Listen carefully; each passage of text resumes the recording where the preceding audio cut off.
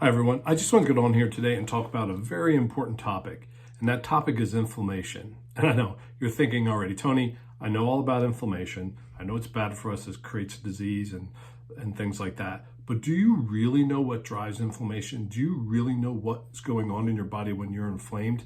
And I'm not talking about, you twist your ankle, tripping over one of your kids' toys and your ankle swells up. I'm talking about inflammation on the cellular level. I'm talking about inflammation that drives cardiovascular disease, infertility, erectile dysfunction, Alzheimer's disease, Parkinson's, dementia, diabetes, obesity, fatty liver. We're talking about some really serious situations. And I know that you guys understand that it comes from lifestyle, right? It comes from toxicity in our environment. It comes from a lack of sleep. It comes from a lack of exercise. It comes from excessive alcohol. Maybe you're smoking marijuana. Maybe it's stress. Maybe it's addictions that you have to pornography or gambling or anything like this. It just stresses the body and creates inflammation. And that inflammation is going to drive chronic disease. Now, where does this inflammation end up when we have it? Well, it can end up with brain inflammation. So there goes your neurological diseases and things like that. It can upset the stress hormones. So your body doesn't deal with stress as well because you have high cortisol levels because of inflammation, or it's dysregulating your blood sugar because of that.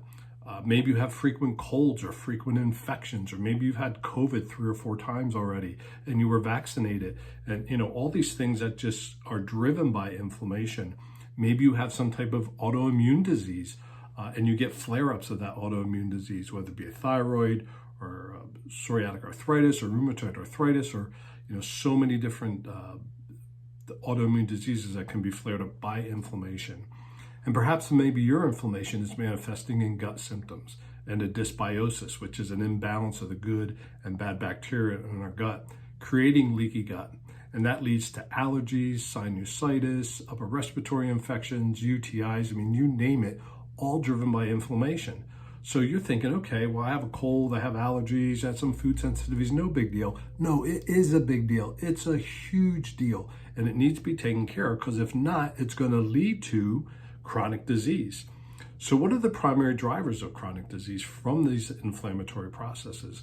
Well, I have a dysglycemia, which, high or low blood sugar, so you can't control it. So maybe you go on medication for that, where you might not have to. And maybe hormone imbalances. So maybe you have low testosterone, or maybe you have low estrogen as a male, and it's creating a lot of distress in your body. Detoxification issues, because when we have this inflammation, it can affect the lymphatic system, which is our drainage system, kind of our sewage system in the body. And that doesn't allow the toxins to be regulated and gotten rid of in a proper way. And of course, the gut also gets rid of toxins, and the kidneys. So any inflammation in those areas is a problem. Your food, your environment. We can go on for hours about the toxins in our food, in our environment, and our personal care products, and our cleaning products, and our clothing, you name it, our automobiles and things like that. Just toxins are everywhere. So if we're not able to detox, if our body's not able to detox properly, then this creates a lot of problems and drives these chronic illnesses. Vascular issues, maybe you have erectile dysfunction, maybe you've had a stroke or cardiovascular event. Perhaps you're not getting enough oxygen because you're not able to breathe properly because of upper respiratory infections or sinusitis, or you just don't breathe right. You have sleep apnea, so we need oxygen, as you know, for things to happen, for our body to produce energy. It's an aerobic event in our body, so we need oxygen. And of course, the brain needs oxygen. And vascular system supplies that oxygen to our body parts. So really, really important. But one of the main drivers, and this gets neglected all the time, and I don't hear a lot of people talking about it, and it's called endotoxemia. And endotoxemia happens when we have these things called LPS, lipopolysaccharides, that are toxins in the bacteria in our gut. Now, we all have these LPS in our gut, but it's when they get out of control. And then the cells die off, they release these toxins. And if we have leaky gut, or we have suppressed immune system, or we have a lot of stress, or we have diabetes or any of these chronic illnesses, then these toxins can take over. And when they start to take over, they create a lot of issues in our body through inflammation. And depends on what body area is inflamed, will depend on what symptoms you have. So how do you know if you have a lot of LPS running around in your body, creating all these types of issues and inflammation? Well, you don't. You might have to be tested, okay? But symptoms are a clue, and we can help with that. So what happens? So a lot of times you have some inflammation of some kind. Let's say it's in the stomach and you're getting acid reflux. So you're going to take some type of acid modifier medication, that's going to decrease the acidity and decrease the acid, which is a big mistake to make. So you don't want to go on any of those drugs.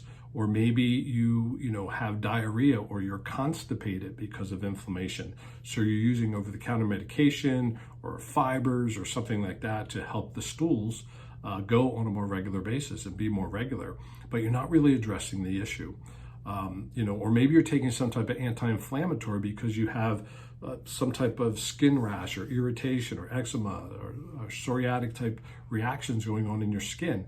And then these anti-inflammatories or steroids, they help and your symptoms go away, and then you stop taking them and you get a flare-up. Well, why is that? Well, it's because your immune system's kicking back in because those medications suppressed your immune system.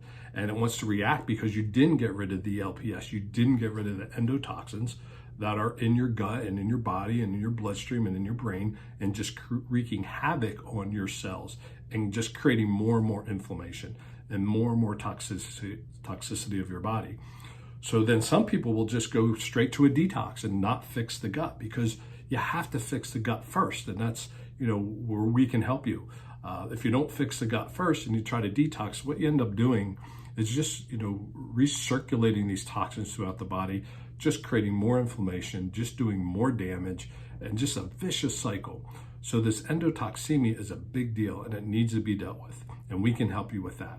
So if you're dealing with any of these conditions, or you think you are, then what you want to do, there's a couple of things you can do. One is you can click on the link below to schedule a free call with me, and we can talk about what's going on in your body, and if we believe that endotoxemia is a problem for you.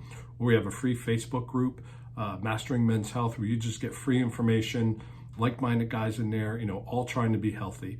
So you have a couple of options. So you can click on either of those links, whatever's comfortable for you, and we can get started. You can start getting the information you need to heal your gut, heal your body, decrease the inflammation, get rid of these endotoxins, and start feeling better, and start eliminating these chronic illnesses that you don't want to have to deal with, guys. So let's get to it. Give me a call.